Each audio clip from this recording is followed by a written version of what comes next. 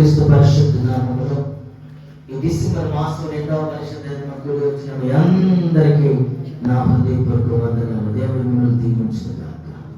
ఆమేన్. చెప్పండి ఆమేన్ చేద్దామా? ఈరోజు దేవుని వాక్యం యెషయా గ్రంథం 43వ అధ్యాయము.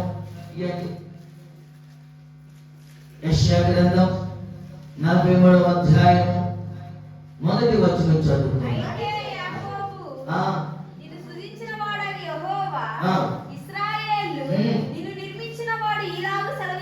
ఏమని చెప్తున్నాడు ఇక్కడ నుంచి వాక్యం అంటే? ఇక్కడ నుంచి మొదలు పెట్టాడు. నేను విమోచించి ఉన్నాను. ఈరోజు భయపడకుము, పేరు పెట్టి నిన్ను పిలిచి ఉన్నాను.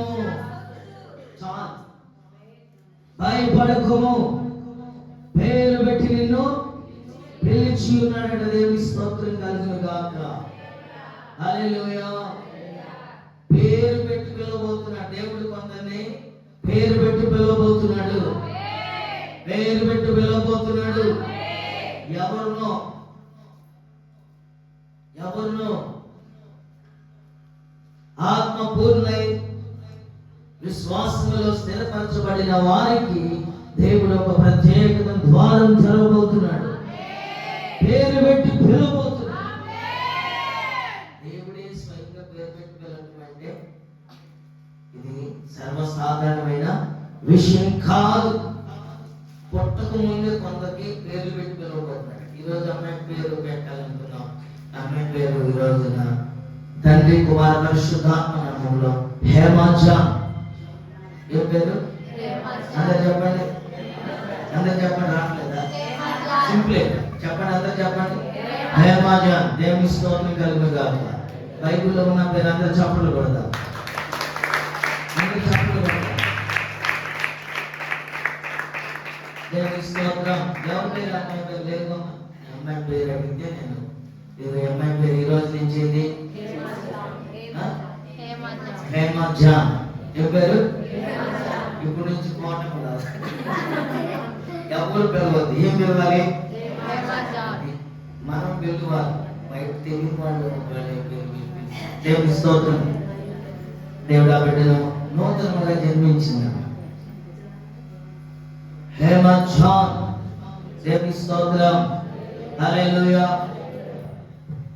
పుట్టక ముందు దేవుడు ఉన్న పేరు పిలిచే దేవుడు ఈ ఉదయ కాలంలో దేవుని యొక్క కృపా గడియలు మనతో ఉండును గాక. ఆదికాండం 22వ అధ్యాయం ఒకసారి తీయండి. ఆదికాండము 22వ అధ్యాయము. ఆదికాండము 22వ అధ్యాయము మొదటి వచనం చదువుదాం. ఆ సంగతులు జరిగిన తర్వాత ఎట్లానగా అబ్రహామా అని పిలిచాడు. దేవుని స్తోత్రం. ఈరోజున నీ పేరును నా పేరును దేవుడు పిలవటానికి దేవుని యొక్క కృప నీ మీదకి ఉండునుగాక. అబ్రహాము ఎవరు? అసలు అబ్రహాము ఒక అన్యుడు. దేవుని చిత్తం ఏదో తెలియదు. దేవుడు అంటే తెలియదు. దేవుని యొక్క సన్నిధి అంటే తెలియదు. కానీ అబ్రహాము ఎక్కడి నుంచి పిలువబడ్డాడు? అన్య ప్రాంతముల నుండి, అన్య కుటుంబం నుండి పిలువబడ్డాడు. పిలిచిన వెంటనే లేదు, అక్కడి నుంచి లేచాడు. దేవునికి స్తోత్రం. హల్లెలూయా. ఈ రోజున నీకు పిలిచినప్పుడు నువ్వేం చేయాలంటే లేపబడాలి. ఆయన కృప ఈ రోజు ఉదయ కాలంలో నీ మీద ఉన్నది. అది ఆదికాండం 31వ అధ్యాయము 11-12 వచనాలు. మరియు యాకోబు అని నన్ను పిలువగా నీ కన్నులు ఎత్తి చూడుము.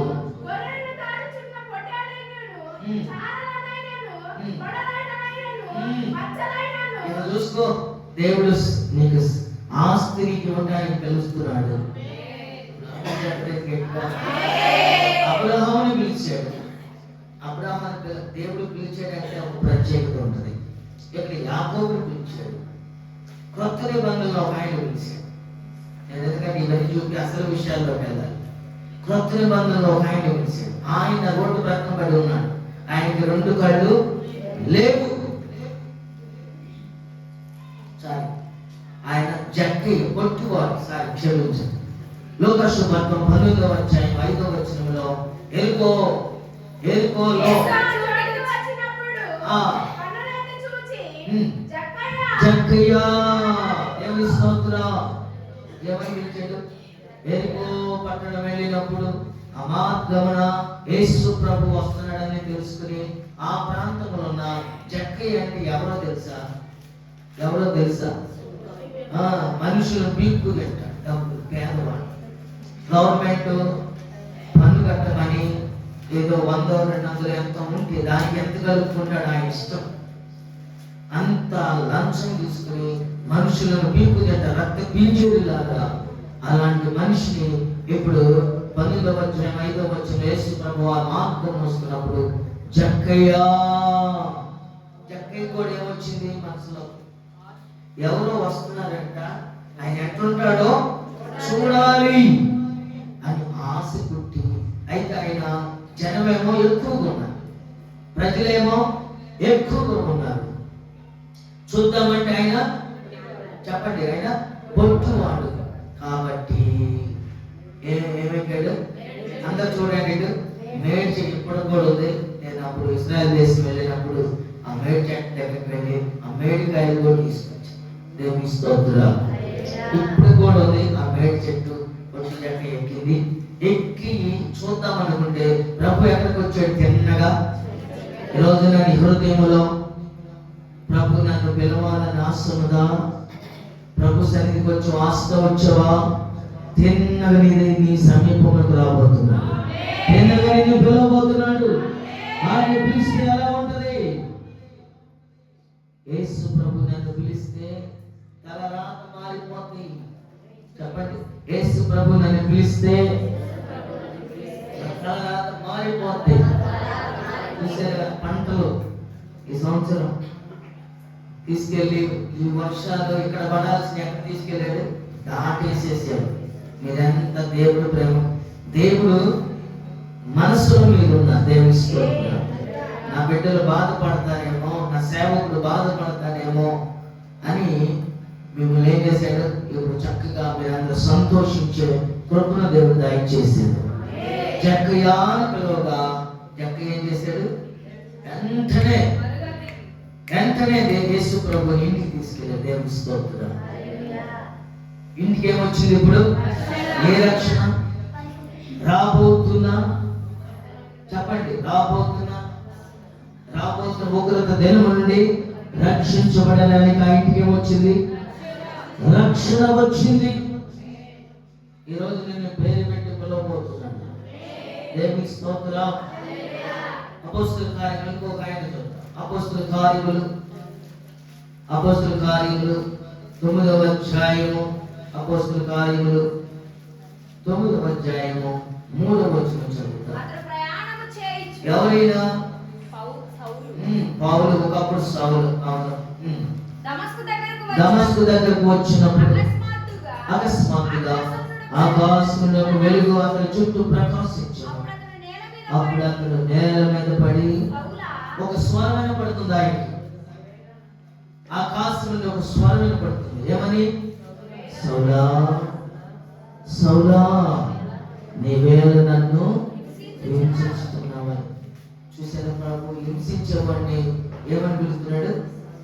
ఆయన స్వరము మధురం అంటుంది. ఎవరు? చూడండి, నీ స్వరము అతి మధురము, మనోహరము. ఆయన స్వరము చాలా చక్కగా మృదువుగా ఉంటుంది. మృదువు మాట ఎట్లా ఉంటుంది చెప్పండి? మృదువైన మాట. కొంతమంది మాట్లాడుతుంటే ముద్దుగా ఉంటుంది, కొంతమంది మాట్లాడుతుంటే కొంతమంది దాన్ని కోపంగా చెప్పినా మనకి ఎట్లా ఉంటుంది? నెప్పుగా అనిపించింది. కొంతమంది మంచి మాట చెబుతున్న ఎట్లా అనిపించింది? ప్రభు వారి మాట ఎలాంటిది? మృదువైనది. దేవుని స్తోత్రం. సౌలా సౌలా, నీవేళ నన్ను హింసించుచున్నావని తన ఒక స్వరం పలుకుతా. ఈ రోజునని ప్రభు స్వరం నీకు వినపడునుగా. వినపడటమే కాదు, నీ తెలిస్తే ఏం జరగబోతుంది? అప్పుడు ఈయన ఏమంటున్నాడు? ఈయనలో లెక్కలే ఇంకా. అప్పుడు ఏమన్నాడు? ఎవడవేడు. ఇవన్నీ మనకి తెలిసినవే. నేను అసలు విషయాల్లోకి వెళ్ళాలి, సమయం ఉండదు కాబట్టి మనకి చాలా శ్రేష్టమైన విషయాలు మనం ప్రభు మనతో మాట్లాడుగా. హల్లెలూయా, హల్లెలూయా. మత్తయి సువార్త 2వ అధ్యాయము. ఇది సీజనల్, ఇది క్రిస్మస్ సీజన్. 2వ అధ్యాయము 15వ వచనం చదువుకుందాం. అప్పుడు అతడు లేచి రాత్రి వేళ శిశువును తల్లిని తోడుకుని ఐగుప్తునకు వెళ్ళి ప్రభు సెలవిచ్చిన మాట దేవునికి స్తోత్రం కలుగును గాక. హల్లెలూయా. దానికి ముందు వచ్చిన చదువుకుంటే మనం కొంచెం అర్థమైంది. ఇదిగో ప్రభు దూత స్వప్నమందు యోసేపునకు ప్రత్యక్షమై హేరోదు ఆ శిశువును సంహరింపవలెనని ఆయన కదలిపోచున్నాడు కనుక నువ్వు లేచి. దేవునికి స్తోత్రం. దేవుడు ఎందుకు పిలుస్తాడు మనల్ని అంటే ఆశీర్వదించడానికి పిలుస్తాడు, రాబోతున్న కీడును తప్పించడానికి పిలుస్తాడు. దేవునికి స్తోత్రం. హల్లెలూయా. యేసు ప్రభు పుట్టినప్పుడు హేరోదు అంటే చంపేయాలనుకున్నాడు. ఆ సంగతి అప్పుడు ఎన్ని సంవత్సరాల వాళ్ళు చంపాలనుకున్నాడు? ఏమన్నా చెప్పండి. రోజు చెప్తున్నారు కదా. ఈసారి ఆదివారం మన క్రిస్మస్ సందేశం చెప్పుకున్నాం. 2 సంవత్సరాల పిల్లల్ని చంపాలనుకున్నప్పుడు ప్రభు దూత ఎవరు చెప్పింది? యోసేపు నాకు చెప్పినప్పుడు వాళ్ళు ఎక్కడికి వెళ్ళారు? ఐగుప్తునకు వెళ్ళారు. అక్కడ కూడా మేము చూసాం. అక్కడ ఆ స్థలంలో ప్రభు వారిని ఉంచుని వారి గాడిద మీద ఎట్లా వెళ్ళారో కూడా మేము ఆ స్థలాలని చూసాం. దేవుడు ఆ అవకాశాన్ని దేవుడు నాకు కూడా అనుగ్రహించాడు. దేవుని స్తోత్రం కలుగును గాక. హల్లెలూయా. ఈ రోజున మనందరినీ పేరు పెట్టి పిలవబోతున్నాడు. వారు దేవుని స్తోత్రం చెప్పండి. ఎక్కడి నుంచి ఎక్కడికి పిలుగుతున్నాడు తెలుసా? ఎక్కడున్నాం? ఒకప్పుడు మనం ఐగుప్తులు అనగా బానిసత్వం అనగా లోకం అనగా శరీరాశ, నేత్రాశ, జీవడంబం. ఇందులో నుండి దేవుడు మనల్ని పిలిచినాక మళ్ళా వెనక్కి తిరిగి వెళ్తే ఈ పిలుపుకి అర్థం లేకుండా, ఈ పిలుపుకి సౌందర్యం లేకుండా పోతుంది. దేవుడి స్తోత్రం కలుగును గాక. కాబట్టి పిలిచిన ప్రభు మనల్ని విడిచిపెట్టడు. చెప్పండి. పిలిచిన వాడు నన్ను పిలిచిన వాడు నమ్మదగిన దేవుడు. నన్ను పిలిచిన వాడు నా చెయ్యి విడువడు. నన్ను పిలిచిన వాడు నన్ను సిగ్గుపరచనివ్వడు. నన్ను పిలిచిన వాడు నన్ను ఆశ్రదించి పంపించబోతున్నాడు. ఆమేన్. 3 విషయాలు ఉన్నాయి. అందులో ఎంతవరకు అయితే అంతవరకు ఒక విషయం చెప్తున్నాను. యెషయా గ్రంథం 47వ అధ్యాయము. ఇప్పుడు 2 వాక్యాలు మళ్ళా వెనక్కి రండి. యెషయా గ్రంథం 47వ అధ్యాయము 3వ వచనం. ఇప్పుడు పేరు పెట్టి పిలిచింది ఎవరంట? ఇశ్రాయేలు దేవుడైన యెహోవా నేనే అని నువ్వు తెలుసుకున్నట్లు రేపేపోతున్నాడు. మొదటి మాట, పేరు పెట్టి పిలిచిన ఆయన మన కొరకు ఏం చేయబోతున్నాడు? పేరు పెట్టి పిలిచానంటే అది ప్రత్యేకత ఉన్నది. నేను నువ్వు పేరు పెట్టి పిలిస్తే ఫోన్ కూడా ఎందుకు ఏమన్నా అడుగుతాడేమోనని మనకు ముందే అర్థమైపోతుంది. కానీ మనం పిలిచిన ఏమి పోతున్నాడు? మనకి అంధకార స్థలములో ఉంచబడిన ధన నిధులను, రహస్య స్థలములో మరుగైన ధనమునికి పోతున్నాడు. చప్పట్లు కొట్టి ప్రభువుని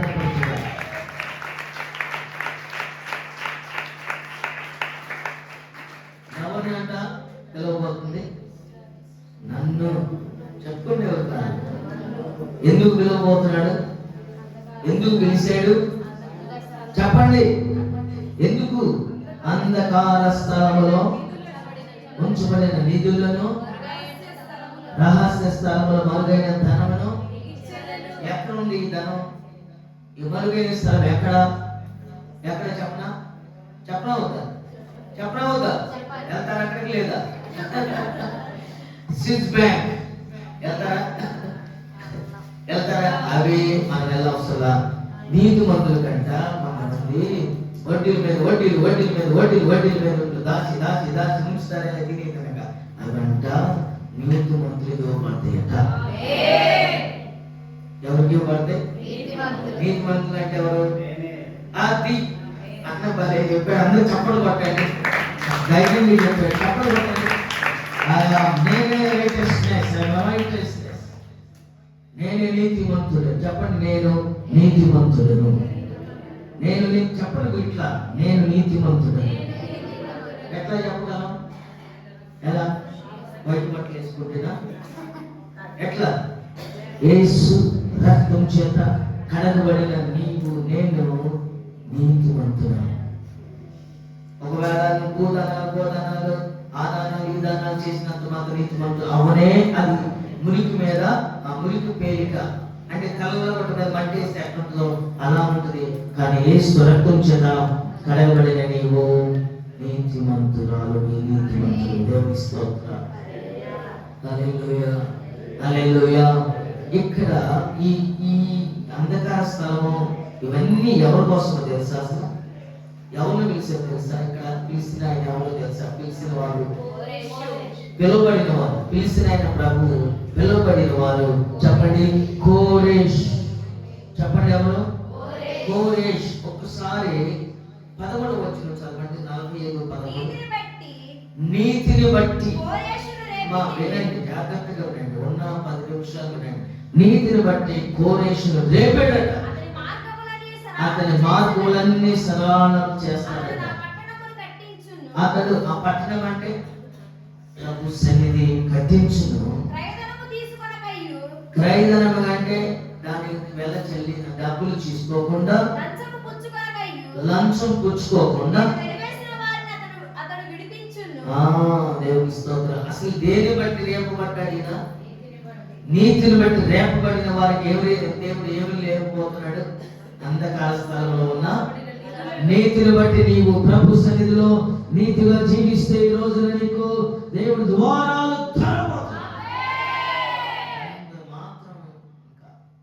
ఇంకెంత మాత్రం ఆలోచన, ఎంత మాత్రం చరిత్ర చాలా ఉంది. పారసీకులు పారసీక మాదియా సామ్రాజ్యాన్ని పరిపాలన చేసిన రాజు. నేను చరిత్ర మీకు చెప్పి మీరు గందరగోళం అయ్యేకంటే నేను సింపుల్ గా చరిత్రలోకి వెళ్తే మళ్ళీ అహష్వేరోషు రోజులలో 2వ రాజు, ఆయన కొడుకు కోరేష్, ఇవన్నీ మనం చెప్పుకుంటే ఏడే ఉంటాం. మీకు కావాల్సిన మాటలను పరిశుద్ధాత్మ దేవుడే మీతో మాట్లాడునుగాక. నీతిని బట్టి కోరేషు రేపబడ్డాడు. దేవునికి స్తోత్రం కలుగునుగాక. హల్లెలూయా, హల్లెలూయా, హల్లెలూయా, హల్లెలూయా. ఈ రోజున నీకు కూడా నీతిని బట్టి లేపబడునుగాక. 44:28 చదవండి ఒకసారి. కోరేషుతో ఏమంటున్నాడు? కోరేషుతో, నా మంద కాపరి. వింటున్నారా? వెళ్ళి ఎవరైనా వింటలేదా? కోరేషి వింటున్నారా లేకపోతే ఇది కూడా వింటున్నారా? అంధకార స్థలమని వింటున్నారా లేకపోతే ఇది కూడా వింటున్నారా? ఈయన ఏం చేస్తున్నాడు? నా మంద కాపరి, నా చిత్తమంతయు నెరవేర్చువాడా, యెరూషలేముతో నీవు కట్టుబడు దువనియు, దేవాలయమునకు పునాది వేయబడుదువనియు నేను చెప్పుచున్నాను. ఇప్పుడు ప్రభు చిత్తం మనం ఏం చేయాలి? ప్రభు చిత్తం ఏం చేయాలి? నెరవేర్చాలి. అన్నమాట కల్పమే ఉంటారు. ప్రభు చిత్తాన్ని మనం ఏం చేయాలి? నెరవేర్చబడాలి. అప్పుడు దేవుడు అంట మన కొరకు కోరేష్కి పుట్టుక ముందే పేరు పెట్టాడు. ఆ సంవత్సరాలని నేను కౌంట్ చేయడానికి చేయలేదు, కానీ ఒకప్పుడు 213 సంవత్సరాల క్రితమే దేవుడంట కోరేషుని పిలిచాడు. కోరేషు దేని బట్టి రేపబడ్డాడు? చెప్పండి, దేనిని బట్టి? దేనిని బట్టి? నీతిని బట్టి రేపబడ్డాడు. రేపబడాలి. మనం ఎట్లా రేపబడాలి? రేపబడాలి. నీతిని బట్టి రేపబడాలి. దేవుని స్తోత్రం కలుగును గాక. హల్లెలూయా. లోక సంబంధమైన ధనం ఉంది, పరలోక సంబంధమైన ధనం ఉంది. చాలా విషయాలు నేను మొత్తం రాస్తా ఉంటా అన్ని పోతుకొచ్చినట్లు రాసేస్తా ఉంటా. లోకంలో లోక సంబంధమైన వారు ఉన్నారు, పరలోక సంబంధమైన వారు ఉన్నారు. యేసు ప్రభువు చెప్పిన కొన్ని మాటలు చెప్తాను. తిమోతి రాసిన మొదటి పత్రిక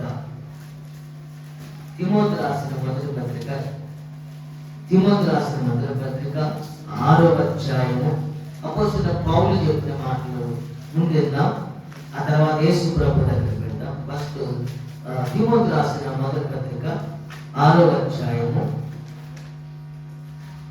17వ వచనం చదువుకుందాం. ఇహమందు ధనవంతులైన వారు గర్విష్ఠులు కాక, ఇహమందు ధనవంతులైతేనంట ఏమవుతారు? గర్విష్ఠులు అవుతారంట. అస్థిరమైన ధనమునందు నమ్మిక ఉంచక, అస్థిరం అంటే అది ఎప్పుడు ఉండేది. ఈ లోకము ధనం అనేది చాలా మందికి ఇష్టమై ఆ ధనము మన దగ్గర ఉంటుందో తెలియదు, కానీ అస్థిరమైన ధనము వారంట ఈ లోకం వాళ్ళు ఏం చేస్తారు? నమ్మక ఉంచరు, నమ్మరు.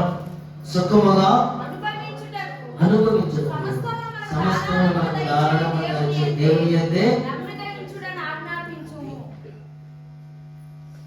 ఇదంతా ఎవరిస్తారంటే యేసు ప్రభు మన దేవుడు మనకి ఇవ్వడానికి సిద్ధంగా ఉన్నాడు. పేరు పెట్టి పిలిచేదానికి. ఏ ధనం కొరకు మనం ఎదురు చూడాలి? స్థిరమైన ధనం కొరకు మనం ఎదురు చూడాలి. అస్థిరమైన ధనం ఏమైందంట? అది స్థిరముగా ఉండదు. కాబట్టి స్థిరమైన ధనం మనందరికి అనుగ్రహించబడును కాక.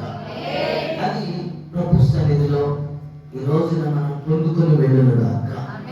ఈ డిసెంబర్ మాసం ఇంకా అప్పటికి దాదాపు సగానికి వచ్చేసాం. ఇంకా సగం రోజులే ఉండే ఈ సంవత్సరానికి. నూతన సంవత్సరం అడుగు పెట్టక ముందే మనందరము ఆయన మాటను మన ఎడలు నెరవేర్చును గాక. ఆయన మనల్ని స్వయంగా పిలుచును గాక. మత్తయి సువార్త 6వ అధ్యాయం 19వ వచనంలో,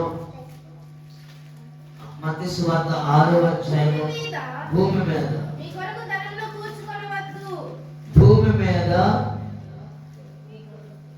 6వ అధ్యాయము 19వ వచనంలో, భూమి మీద మీ కొరకు ధనమును కూర్చుకొనవద్దంట. ఇక్కడ చెమటయు తుప్పును తిరివేయును దొంగలు కన్నం వేసి దొంగిలిస్తారు. అంటే అసలు ఎన్ని కాదు, కానీ భూమి మీద మన కొరకు ధనమును కూర్చుకోవాల్సిన అవసరం లేదు. దేవుని స్తోత్రం. మరి ఎట్లా మీరు ఆకాశ పక్షులకి ఎవరు పెడతారు? ఆకాశ పక్షులకి ఎలా వస్తుంది? దేవుని బిడ్డలు కూడా అంతకంటే సింహపు పిల్లలకైనా ఆకలి తప్పులు ఏమో కానీ ఆయన నమ్ముకున్న, ఆయన ఆశ్రయించిన వారికి మేలు కొద్దుగా. మాకు మరి కొన్నిసార్లు ఇబ్బందిగా ఉంటుందంటే మనలో ఎట్లా ఉన్నామంటే మనము 2 అడుగులు ఉంటాం. పిల్లి ఏం చేసింది? గోడ మీద నుంచి ఎటు దూకాలో చూసుకుని, ఇంటి ఓనర్ వస్తే ఇటు దూకొచ్చు, ఇంటి ఓనర్ రాకపోతే అటు దూకొచ్చు అని. అటుంటే జీవితకాలం ఉంటే అటు ఎదగలేము, ఇటు ఎదగలేము, మధ్యలో ఉండిపోతాం. ఎట్లా ఉండాలి? స్థిరముగా ఉండాలి, ప్రేమ కలిగి సత్యం చెబుతూ క్రీస్తు వలె అన్ని విషయాలలో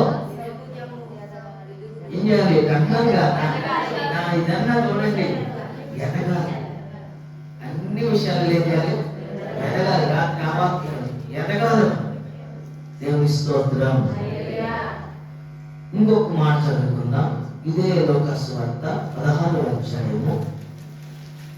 లోకాసు వార్త 16వ అధ్యాయము 9వ వచనం చదువుకుందాం. అన్యాయపు సిరి వలన మీకు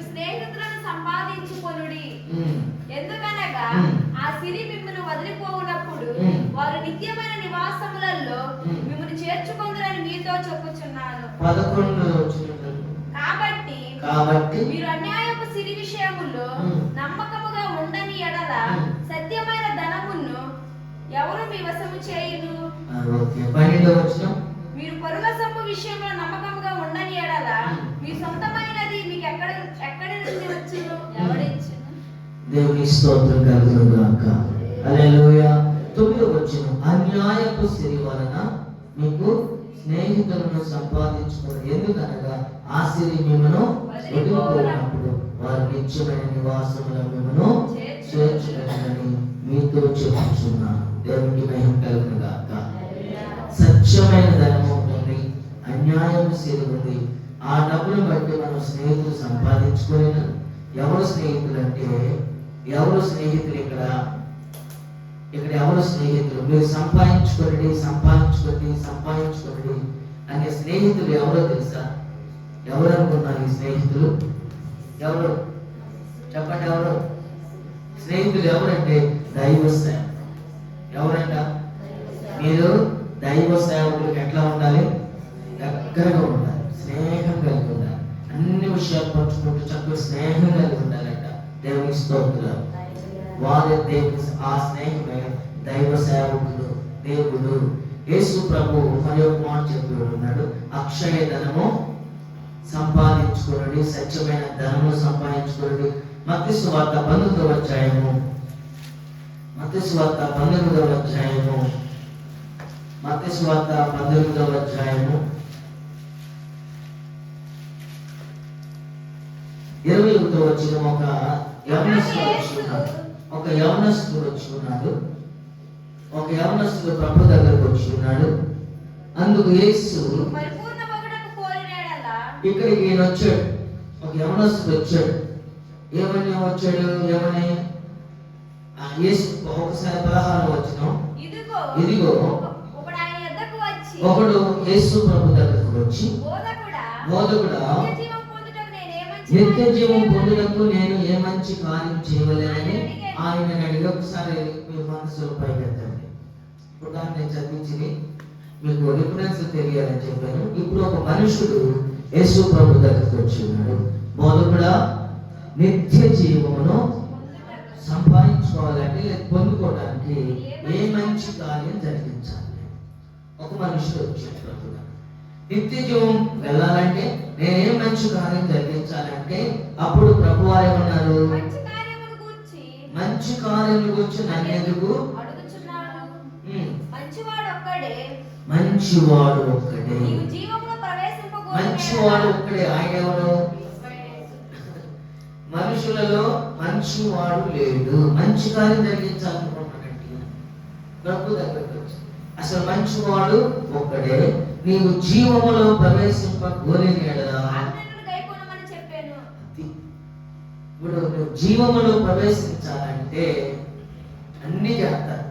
ఏమా 1,00,000 రూపాయలు పెట్టి మనుషులకు 1,000 మంది భోజనాలు పెట్టమంటే పెడతారు కదా కదా. ఎవరైనా 1,000 మంది భోజనాలు పెట్టి శ్రమ కలిగిందని ఏం చేస్తారు? పొద్దుపల్లి 1,00,000 రూపాయలని ఏం చేస్తారు? పెడతారు. అది మంచి కార్యం మనుషుల దృష్టిలో. లేకపోతే లేని వారికి 100 మంది పిల్లలకి బట్టలు కొనిస్తే అది మంచి కార్యం అని మనుషుల దృష్టిలో ఉంటుంది. ప్రభు ఏమంటున్నాడంటే, నువ్వు మంచి కార్యం అంటే నిత్య జీవనకు వెళ్ళాలంటే నువ్వేం చేయాలి? దేవుని ఆజ్ఞలను గైకొనాలి. చదువమ్మా. అతడు ఏ ఆజ్ఞలను అడిగాడట? యేసు నరహత్య చేయవద్దు, వ్యభిచరింపవద్దు, దొంగిలవద్దు, అబద్ధ సాక్ష్యం పలకవద్దు, తల్లిదండ్రులను సన్మానింపు, నిన్ను వాళ్ళని పొరుగు వాళ్ళని ప్రేమింపవాలని అని చెప్పాను. అందుకు ఆ యవనుడు అన్నాడు, ఇవన్నీ అనుసరించుతూనే ఉన్నాను, ఇక్కడ నాకు కొదువ ఏమని ప్రభువుని అడిగినప్పుడు ప్రభు ఏమన్నాడు? నీవు పరిపూర్ణుడు కోరినదా పోయి నీ ఆస్తిని అమ్మి అప్పుడు పరలోకమందు నీకు ధనము కలుగును. అది ఇక్కడికి వచ్చింది. ఇప్పుడు ఇవన్నీ ఇక్కడికి వచ్చింది. ఈ యవనస్తుడు ప్రభు దగ్గరికి వచ్చాడు, అన్నిటికీ చెప్పాడు, అన్ని బాగానే ఉన్నాయి. మనిషికి ఇప్పుడు ఎక్కడ పడిపోతాడు? మనిషి ఎక్కడ పడిపోతాడు? మనిషి ఎక్కడ పడిపోతాడు? అందరు చెప్పండి, చూడండి నా వైపు. మనిషి ఎక్కడ పడిపోతాడు? డబ్బు దగ్గర పడిపోతాడు. డబ్బు దగ్గర పడిపోతాడు. దేవుని స్తోత్రం.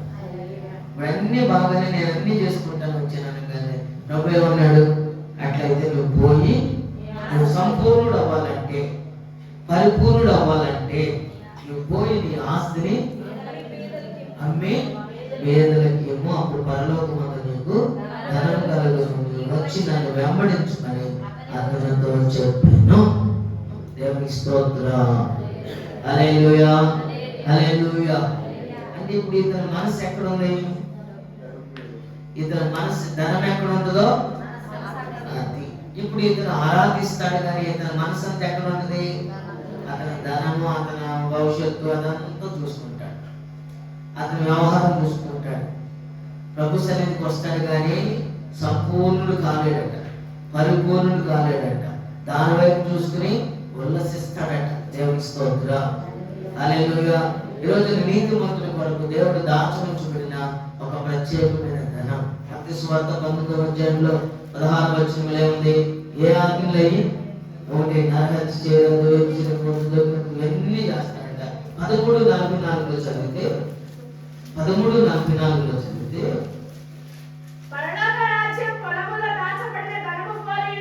పరలోక రాజ్యము పొలములో దాచబడిన ధనమును పోలి ఉన్నది. ఒక మనుషుడు దాన్ని కనుగొని దాచిపెట్టి అది దొరికిన సంతోషంతో దేవునికి స్తోత్రం కలుగును గాక. హల్లెలూయా. ఇక్కడ రాయబడింది, పరలోక రాజ్యము పొలములో దాచబడిన ధనమును పోలి ఉన్నది. ఒక మనుషుడు దాన్ని కనుగొని దాచిపెట్టి అది దొరికిన సంతోషంతో వెళ్ళి తనకు కలిగినదంతా అమ్మి ఆ పొలమును. ఈ పొలమే ఎవరో తెలుసా? ఈ పొలమే చెప్పండి, చెప్పండి. అదే దేవుని సంఘం. దీన్ని ఏం చేయాలి? దీన్ని ఏం చేయాలి అంటే దీని అర్థాలు చాలా ఉంటాయి. ఈ పొలమును కొనుక్కోవాలంటే దేవుని స్తోత్రం. హల్లెలూయా. ఇది ఈ పొలమును కనుగొనాలంట. సంఘాలు ఎన్నో ఉన్నాయి. దేవుని సైన్యం చెప్పుకున్న సంఘాలు ఎన్నో ఉంటాయి, ఎన్నో ఉంటాయి. కానీ సరైన సంఘమును మనమంట కనుగొనాలంట. దేవుని స్తోత్రం. ఏదో వచ్చాము, వెళ్ళాం, ఒక 2 గంటలు ప్రభు సంఘంలో కూర్చున్నాం, మన పని అయిపోయింది, ఈరోజు ఆదివారం అనుకుంటే అది సంపూర్ణత కాదు, అది పరిపూర్ణత కాదు. మనం పరిపూర్ణులు అవ్వాలి. ఏమవ్వాలి? సంపూర్ణత అవ్వాలి. పరిశుద్ధులు ఏమవ్వాలి? ఇప్పుడు మీరు పరిశుద్ధులే. యేసు రక్తం చేత కడగబడిన నీవు పరిశుద్ధులే. కానీ పరిశుద్ధులు ఏమవ్వాలి? ఏమవ్వాలి? చెప్పండి, అందరూ చెప్పండి. పరిశుద్ధులు ఏమవ్వాలి? పరిశుద్ధులు ఏమవ్వాలి? సంపూర్ణులు అవ్వాలి. చెప్పినోడే చెబుతున్నారు, చెప్పినోడు కాదు. అది ప్రశాంతంగా ఉంటుంది. చెప్పినోడికేమో పద్దా ఇసుకుపడుతుంది, ఇసుకుపడుతుంది. ఏది పద్దా చెప్తాడు వాడేం చెప్పడు. పొలం అనగా దేవుని సంఘం, మందిరం. ఈ పొలాన్ని మనం సొంతం చేసుకోవాలి. దేవుని స్తోత్రం. అప్పుడు దేవుడు నిన్ను పేరు పెట్టి పిలుస్తాడు. ఇప్పుడు అర్థమైందా? ఇప్పుడు అర్థమైందా? నిన్ను పేరు పెట్టి పిలిచి ఆ ధనము నీకు అనుగ్రహించబడాలంటే అది స్థిరమైన ధనము. దానికి చెమ్మలో ఏది, చేమలో, ఇంకేది, ఇంకోటి ఏంది, గోడలో ఉంటే చెదలో, చెదలో చెదలు పట్టం. తెనాలి దగ్గర చెదల మాట ఉంది. చెదలు పట్టం. దేవుని స్తోత్రం. ఆ పొలమును మేము సంపాదించుకుంటే, ఏ పొలం అది? దేవుని సంఘం. ఇది దేవుని సంఘం. దేవుని సంఘకి వచ్చి ఎలా ఉన్నది? ఇందులో మనం ఉంటే దేవుని రాజ్యములకు సంపాదించుకోవడానికి ఇది మనలను చేరవేసింది. దేవుని స్తోత్రం. ఇదమ్మా మొదటి మాట. ఇంకొక తిమోతి రాసిన మొదటి పత్రిక 6వ అధ్యాయము 19వ వచనం ఒక్కసారి చదువు. వారు వాస్తవమైన జీవమును. తిమోతి రాసిన మొదటి పత్రిక 6వ అధ్యాయము అంతేనా ఎన్నో వచనం చదువు 19 చదువు. వారు వాస్తవమైన జీవమును సంపాదించుకునే నిమిత్తము. వారు వాస్తవమైన జీవమును సంపాదించుకునే నిమిత్తము రాబో కాలమునకు మంచి పునాది తమ కొరకు వేసుకొనుచు మేలు చేయవారును సత్క్రియలను ధనముగా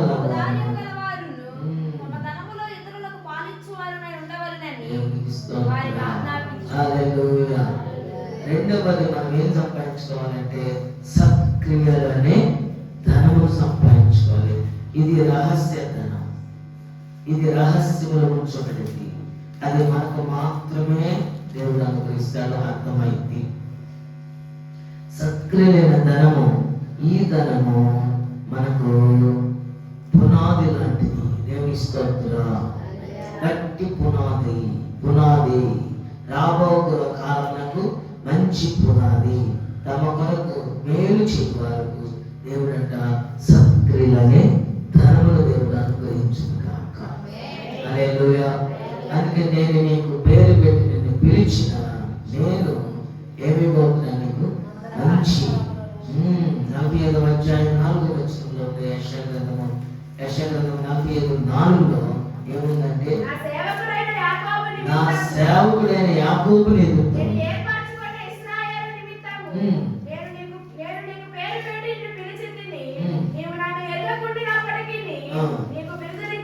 ఏం బిరుదది? బిరుదిచ్చాడు. దేవుని స్తోత్రం. ఏం బిరుదది? బిరుదనగా ఏంటో తెలుసా? సామర్థ్యం. చెప్పండి. బిరుదనగా అది నీకు సామర్థ్యం ఉంది కాబట్టి డాక్టరేట్ ఇస్తున్నాడు. దేవుని స్తోత్రం. అట్లా అలాగే నీకు సామర్థ్యం ఇవ్వబోతున్నాడు. ఇది కొనే సామర్థ్యం ఇవ్వబోతున్నాడు, లేదా అది కొనే సామర్థ్యం ఇవ్వబోతున్నాడు. దేవుని బిడ్డలకు సామర్థ్యం ఇచ్చే దేవుడు. ఆయన మీద ఆధారపడి నమ్మకంగా జీవించిన వారికి ఆయన ఏ మేలు చేయక మానవుడు. ఎలా చెప్పగలమంటే ఎస్తేరు గ్రంథంలో ఉంది. ఎస్తేరు అసలు ఆర్ఫన్, తల్లిదండ్రులు లేని అనాథని తీసుకెళ్ళి ఎక్కడ కూర్చోబెట్టాడు? 2వ అధ్యాయం 14వ వచనంలో ఏముంది? సింహాసనం సాయంత్రం ఆమె లోపలికి వెళ్ళి మరుదినము ఉపపత్నులను కాయు రాజు యొక్క షండుడైన షాయిజ్గజు అను అతని వశములోనున్న 2వ అంతఃపురంలోకి తిరిగి వచ్చును. ఆమె యందు రాజు సంతోషించి ఆమెను పేరు పెట్టి పిలిస్తేనే గాని ఆమె రాజు వద్దకు మరలా వెళ్ళకుండేను. ఇప్పుడు ఎదురు చూస్తున్నాం రాజు గారి. దేవుని స్తోత్రం. అనేక మంది వచ్చారు ప్రజలు, యవనస్తులు, అది అందమైన స్త్రీలు రాజుగారికి భార్య పోవటానికి. మరి అందరూ వచ్చారు. వారి అలంకరణలు రోజు రోజుకి భలే చేస్తున్నారంట. ఏ అలంకరణలు? ప్రతి ఒక్కరి దగ్గర పెట్టుందంటమ్మ. పెట్టి ఏం పెట్టి చెప్పండి. ఏం పెట్టి ఏం పెట్టి? Match box. మ్యాచ్ బాక్సేనా? మ్యాచ్ ఆఫ్ బాక్స్ అంటే వాళ్ళ దగ్గర ఉంది. రోజు వేస్తున్నారు పెయింట్ లాగా. ఎన్నేసిన రాజుగారి దగ్గరికి ఏం చూశాడు ఆయన? లోపల ఉన్న పరిశుద్ధాత్మ అలంకరించిన అలంకరణ రాజుగారికి కనపడింది. వీళ్ళ 10 రూపాయలు మనేసారు. రాజుగారికి భార్య కావాల్సి వచ్చిందంట. సరే, కొడుకు కావాల్సి వచ్చాడంట. రాజుగారికి కొడుకు కావాల్సి వచ్చాడు. ఆయన గట్ట అందరు ఆడపిల్లలు ఏంటంట, కొడుకు లేడు. తదనంతరం ఈయన తర్వాత కొడుకు కావాల్సి వచ్చాడు. ఇప్పుడు కొడుకు పరిస్థితి మరి ఇప్పుడు కొడుకు నేను తేలేకపోతున్నాను, ఏం చేయాలి అర్థం కాక రాజ్యంలో ఒక నోటిఫికేషన్ ఇచ్చాడు.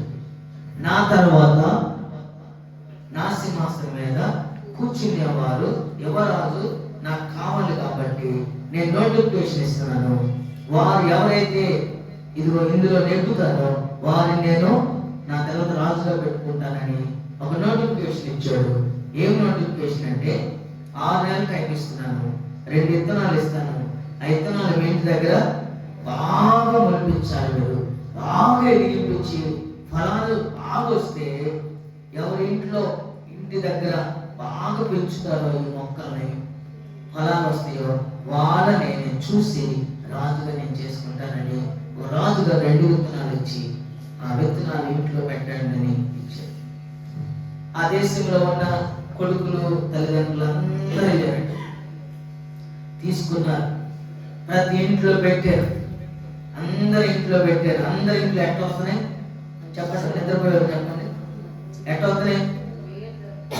ఓ భలే పెరుగుతున్నాయి, ద్రాక్ష విత్తనాలంట. ఇక అది ఎట్లా కలుస్తుంది? తీగలు వేస్తున్నాయి, భలే వేస్తున్నాయి, ఖర్చుగా ఉన్నాయంట. ఒకళ్ళ ఇంట్లో ఇచ్చిన విత్తనాలు పెడితే మొక్క కూడా రాదు, వాళ్ళు ప్రాంతానికి వెళ్తారు. అమ్మాయి భర్త లేడట, కొడుకున్నాడట, యవనస్తుడు. మరి వాళ్ళు అమ్మాయి యథార్థంగా ఉంటుందంట, ప్రార్థనకి వెళ్ళిందట. కానీ ఆ ఇంట్లో అందరి మలుస్తుంది, ఖర్చుకు వస్తాయి. కొడుకు అంటాడంట, ఏంటమ్మా ఇది, ఏందమ్మా ఇది, ప్రార్థనకి వెళ్తున్నావు, ఆ పిల్లోడు దగ్గర మాట్లాడుతున్నాడంట. ఏం కూడా ఎంత విశ్వాసం అయినా ఎదుటోలేదు నాకంటే కొంచెం ఎట్టయినా విశ్వాసం ఏమైంది? ఎంత కూడా చెప్పండి, ఎట్టయింది? ఏమైంది? విశ్వాసం తగ్గింది. ఎదుటోళ్ళు మనం చెప్పే కొద్దికి, వాళ్ళు ఎంకరేజ్ చేసే కొద్దికి విశ్వాసం పెరిగింది. వాళ్ళు వెనకలాగితే చెప్పండి అమ్మా, తగ్గిద్దా లేదా? తగ్గింది. మీరు ప్రార్థనకు బాగా వస్తాం, బాగా ప్రార్థన చేస్తారనుకో, సేవకి ఎట్లుంటుందో తెలుసా?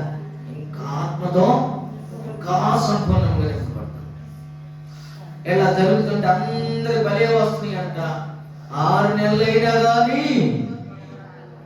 ఈ విత్తనాలు మొలకెత్తున్నారు. రాజుగారు బయలుదేరాడు, 6 నెలలు అయిపోయింది, గుర్రం మీద బయలుదేరాడు చూడటానికి.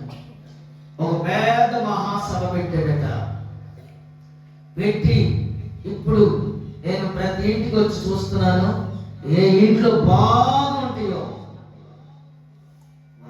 తర్వాత రాజుగా చేసుకోబోతున్నాను. అందరూ చూపిస్తున్నారు. ఈ ఇంటి వాళ్ళు ఏడుస్తున్నారంట. ఇంటి అమ్మాయి సహోదరి ఏడుస్తుంది, అయ్యా మనవు లేదయ్యా అని ఏడుస్తున్నాడు. అందరూ చూశాడట, వెళ్ళి కూర్చున్నాడట. ఎక్కడ కూర్చున్నాడు? ఎక్కడ? ఒక పెద్ద మహాసభ పెట్టాడు కదా, ఆ స్టేజ్ మీద కూర్చుని అప్పుడు ప్రసంగం చేస్తాడట. మొదలు పెట్టాడు, అందరూ మీకు ఎలా పెరిగినాయి అంటే అందరూ, రాజా మా ఇంట్లో భలే పెరిగినాయి, గుత్తులు కాయలు వచ్చేస్తున్నాయి అని చెప్తున్నారు. సంతోషించాడు. సరే, ఒక అమ్మాయి వచ్చి, రాజా నీ ముందు నేను చెప్పలేకపోతున్నాను, యోగురాలు కాదు, మీరు ఇచ్చిన విత్తనాలు మా ఇంట్లో మొలవలేదు. అప్పుడు రాజుగారు అన్నాడంట, అందరు చొప్పలు కొట్టుకున్నాడంట.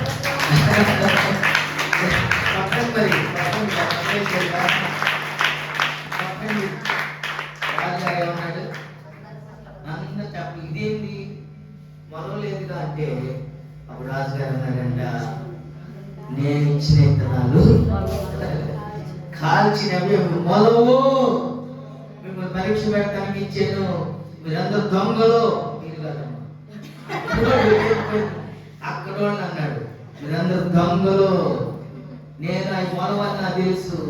ఒక నిజాయితీ పదాలు, ఒక్క అమ్మాయి మాత్రమే యథార్థముగా నా సన్నిధిలో నివసించింది కాబట్టి, యథార్థమైన విషయాన్ని చెప్పింది కాబట్టి, వాళ్ళ కుమారుడిని నా తర్వాత ఇప్పుడు కొట్టండి, రాజుగా చేయబోతున్నాను.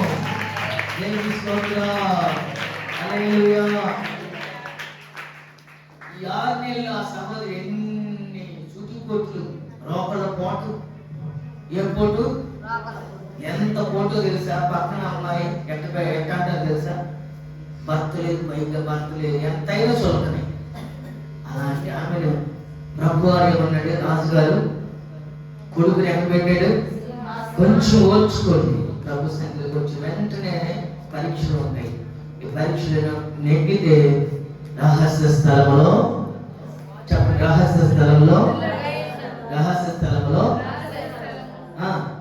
దాచి ఉంచబడిన నిధులు, అంధకార స్థలంలో ధనమును ప్రభు మనకి ఇవ్వబోతున్నాడు